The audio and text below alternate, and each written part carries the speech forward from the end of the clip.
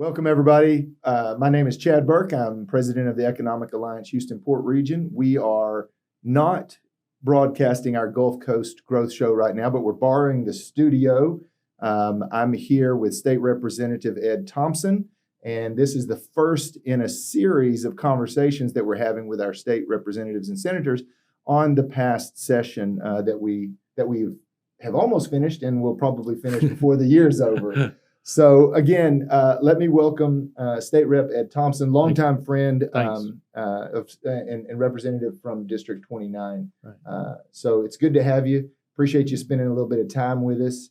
Why don't we start with just a quick personal background? I know you've got your own personal business like most of our state reps do. Just give us a little bit of background on Ed Thompson, and then we'll dive into a few questions. Yeah. Well, from this area, raised in LaPorte, Texas, and attended the University of Houston. Spent all my working career here in the Houston area. Became a State Farm agent in Pearland in 1982. So going on 42 years doing that, which has been awesome. And served a lot in the Pearland area in school board, city council, chamber, EDC. Really enjoyed that local, and then opportunity came up to run for the legislature when Randy Weber left and went to Congress. So gave me an opportunity to step in there and been there for the last serving my sixth term. Well, it's been great to have you serve in the community. I remember when Randy jumped out to Washington D.C. and you stepped in, and it's just been great having you as a representative. Thank you. Pearland is one of the 12 cities that are members of the Economic Alliance, and I know we get to work with you on a lot of good issues, and you're really a leader in the community. Thank you. So in talking with Ed before the conversation, before we recorded, I told him one of the things that I think some of our listeners would want to know is walk us through that process of what it's like to have to every other year leave your job for at least 4 or 5 months at minimum. And then what is that like? What's that process like? What does that do for you? Kind of, not that anybody's complaining, but it's an interesting way that we have it set up in Texas that every other year we go for 140 days, right? And it's citizens leaving their jobs and homes to go do that representation. So walk us through that. What's that like for you? Well, as a State Farm representative. Oh, yeah, sure. Yeah. And I'm very blessed. I've got some great folks there in my office that, and now with technology, cell phones, laptops, I can do a lot of things from remotely, if you will. Mm-hmm. So we try and keep the business, as seamless as we can. But in about, usually November, we go up to Austin and start looking for a place to live, which has become more and more challenging up there. The price of living, cost of living in the Austin area is probably one of the highest in the entire state. So, you're looking for an apartment, you're looking for something close to the capital, you're looking for something that, you kind of feel like you can be safe going in and out of at night. Because we do spend a lot of long hours at the Capitol, sometimes get home, rather late at night. So, you're looking for that as well. But then, you're also trying to tie up things at home with, your business as well as family, and trying to make sure all of that's taken care of, as you leave. And my wife has gone with me at times, and then other times she's, stayed at home. So it's a challenge. I mean, it really is. And then you come back on the weekend to kind of catch up on your own personal business. Trying to do your real work. Right, trying to do the real work. I spend usually Friday nights and Saturdays and Sundays in the insurance office, trying to catch up so that I can go back Monday to finish or start over for the next week up there. Well, it is it's a real sacrifice. We know it's like you say, it's what you sign up for. Oh, sure. But it really is. It's a sacrifice to be able to go out and represent a district like that. And you have a lot of things in district. A lot of galas and different things that people expect you to be at and you want to be at. I've always said, the way you represent people is, you go out and you're around them. You listen to them. You see what their concerns are and that sort of thing. So I've always tried to be out in the community, and that's time consuming as well. I mean, There are weekends when I'll come home and go to 2 or 3 events on a weekend, and then have to turn around and, like I said, go back to Austin on that. I've seen you at a lot of those Yeah, events. yeah, exactly. So one other quick point on this session. So this is, again, kind of a unique year. You had mentioned you've probably been in more special sessions than regular sessions during your career, right? Exactly. And this summer, no different. Right. Already been through one special session. And then it looks like probably in the fall, October, you'll be called back for another special session. You want to touch on that one real quickly? What's kind of the call going to be on that? Yeah, that'll have to do with pub ed, school finance, the voucher, ESA, school choice, whatever they want to call it. That'll be the main focus of that, I'm sure. Again, I'm not. I don't know what the governor's call is going to actually say, because what the governor's call basically says that's what we're getting to work on. So I know there was a special committee that the House Speaker appointed, and they have been working on some things as they've been talking about it. And I know the school choice is part of that plan, or part of that discussion. So it's going to be a real, I think probably one of the most contentious special sessions that we will have had in quite some time. We had, a lot of contention over the property tax issue. The Senate had one view, the House had another, back and forth until that finally got sort of worked out. But this one's going to be a real challenge, I think, for us to get through with the rural, folks, suburban. We're all concerned about what this is going to look like for our school districts and that sort of thing. My wife was an educator. My daughter is an educator. So I've got a lot of that. I was on the school board, so I've got a lot of that in my background. So I want to, be sure that we're doing the right thing when it comes to our education folks. Absolutely. And operationally, that's originally called, that's a 30-day special session, can be up to 30 days. And then if not concluded then you can hold back for another 30 days. So we're talking about probably October, right? Well, so a lot of we'll not go back until after the trial, the impeachment trial. So we're looking at probably sometime. Again, maybe late September, early October. I'm not 100%. Again, I'm not.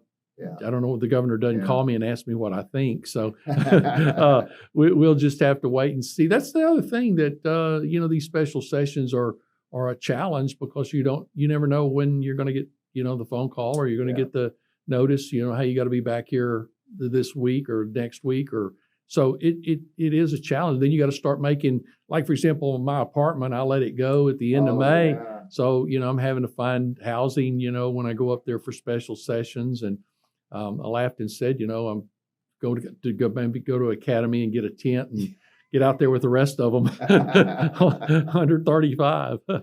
Very good. Well, so that just gives a sense of kind of what our state reps and senators go through. Sure. Doing that representation for their districts. So very good. Well, let's dive in a little bit to this past session, the regular session. What were some of the goals you may have had going into this session? Well, we had a record surplus this year, and I was on appropriations. The previous session, I'd asked to be on appropriations again, this time, and I was appointed to be back on that appropriations committee again. And so certainly, working through the budget, working through some of the opportunities that we might have to be able to get some funds for some things that we were really wanting to do. We got some money for the ports in that budget, and that was very important to me. I certainly felt like that was an economic tool that we have in our toolbox that we have not really appropriated money towards. So this time we were able to do that. We also had money in there for the a STEP program at the University of Houston Clear Lake, which it actually, we had $1 million that we put into that so that you could sort of scholarship people that wanted to go into education. And this was working with our ISDs and that sort of thing, so we can actually help some of these young people that might not have the funds to be able to go to college, to be able to get through that, become a teacher, which we're down in the number of people that are going into our education program. So we wanted to try and help there as well. We also had some money there for the CADD at U of H Clear Lake, which is supports research and on autism, and that's a big program there at the University of Houston Clear Lake that helps families with children that have autism. And we wanted to try and put some additional money into that program because those are families that are really struggling with some real issues. Plus, it helps the students that are studying that as well, to be able to have that hands-on opportunity to be able to work in that as well. We also, did some work when it came to some of our, like for example, the Parks and Wildlife. They requested some funds for a new fishery vessel. The one they had was very, very old, and we were able to appropriate money for them to be able to purchase a new vessel. We had some money appropriated for, there's actually a citrus canker issue that's going on in this area. We were able to appropriate, $1 million for inspectors to be able to go out and to take care of that as well. So things like that you're not going to see it in a piece of legislation. You're not going to see it. It's not going to be on the news at night. But those are real programs that are going to get funded because of what we did on appropriations in this last session. It's good to, when you're fortunate enough as a state to have that kind of surplus, then to be able to identify programs and initiatives and efforts where you can spend money that does two things. They spend money on programs that make you money, like the port and workforce development and education. And then you also spend money to help that quality of life as well for your district. That's right. So great job there. It's really important to, I think that's one of the things that, I think we balance our budget every year, so we have good years and bad years. I mean, fortunately, since I've been in the legislature, we've not had those deficit issues where we had to go in there and start, doing the big cuts. We've not had the huge surplus we had this time. But we put some money into the Water Development Board, which is really one of the things. I was on Natural Resource Committee this time, and one of the things that I was really pushing is, us to be looking at our water issues that are going on. You read there was an article in the Chronicle the other day in regards to just the amount of water that's being lost every day because of the infrastructure issues, broken pipes and leaks and things like that. And we put money into this so that they could actually go and get these low interest loans. Not enough money. I wish we'd have put more in there. I kind of made the argument with whether or not the property tax issue was. I mean, I know everybody wants property tax cuts, but if we'd have put that money into our water infrastructure, would that have paid higher dividends than maybe a property tax cut? I know people are going to say, well, I want the money back on my property taxes, and I understand that. But this water thing is going to be a real issue. Infrastructure. It's going to be a real issue. Saves us water. It's long-term thinking, and that's going to save us money down in the long term. So along those lines, so you talked about a lot of really neat things that y'all were able to accomplish. What were you probably most proud of coming out of this session for District 29? Well, there was some little issues that we had in our district that we were able to make some headway on. But I think one of the things that was the most important that we kind of walked away with was some of these appropriation issues that we were able to get done. We had some bills that naturally helped. We've got a vaping issue in our schools that we addressed with a bill that will give the schools a little more flexibility and the opportunity to deal with that and something that they felt was really, really necessary. So we got that sort of thing done. We also got this advanced recycling bill passed, which is again, I'm not the expert on that. That's naturally Kim Council. We work real closely with them. But we have a lot of the advanced chemical recycling that's going on here in our region, and this was really legislation that they felt was really necessary. In fact, we were asked to be on a panel here recently, and it was basically a worldwide panel. I mean, these were people from all over the world that are looking at ways to adopt some of these advanced chemical recycling issues that we addressed in this bill. So it really was something that I felt like was really important for our region. Again, I think in using your words, I think that will pay dividends in the long term.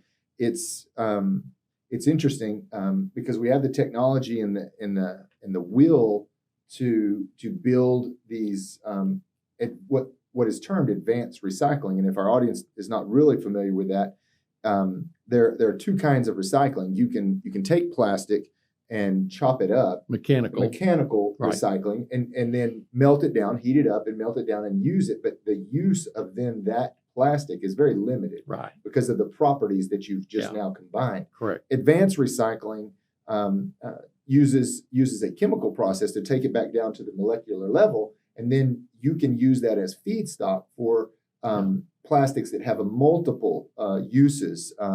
Everything from medical to food to automotive. There's so many different kind of economic sectors. Right. Well, and the other thing with the chemical recycling too, and I don't go down that, spend a lot of time on that, but for example, you take a jar of peanut butter, which now you can't mechanically recycle. You can chemically recycle that. Yes. A bag of chips, you can take a chip bag and chemically recycle that. So it expands that opportunity out there. Now, there's going to be the discussion around how do we get to the feedstock. Exactly. And that's going to be the next big, I call it the next big challenge, because you've got trash haulers that kind of have a little different perspective of this. And so we're going to have to work closely with that and try and work through those, issues that we have there. But I think it's something that, I just see,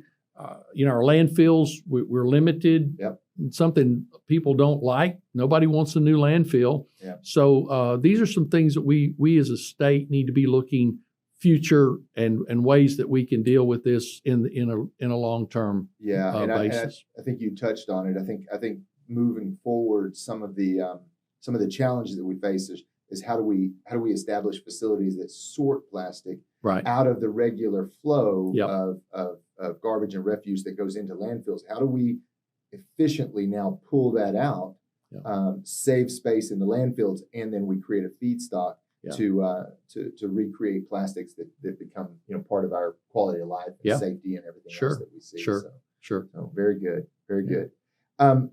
So we talked about that a little bit. We touched on the next special session, right? Yeah. In October.